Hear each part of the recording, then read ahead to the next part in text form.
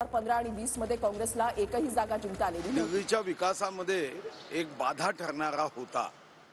सर्व फुकट देऊन राज्य चालवण्याचा जो प्रयत्न त्यांनी केला, तो प्रयत्न आम्हाला विकास आणि प्रगतीमध्ये निश्चितच आडकाठी टाकणारा आहे.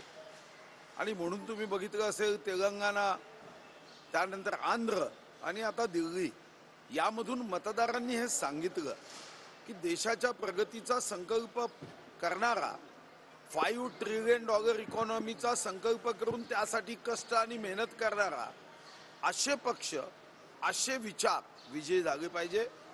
आणि आता डबल इंजिनचं सरकार दिल्लीत आल्यानंतर मला विश्वास आहे की आमच्या देशाची ही राजधानी वेगाने प्रगतीपथावर जाईल.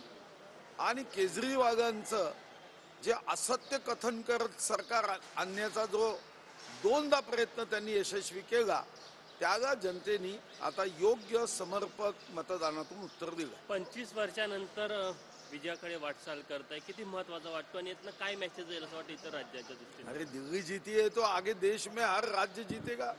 आता याचा निकालावर बिहारचा परिणाम निश्चित होणार आहे. बिहार अनुकूल असेल, मोठ्या प्रमाणावर बिहारमध्ये जागा भारतीय जनता पार्टी आणि नितीश कुमार यांच्या पक्षाचे निवडून येतील.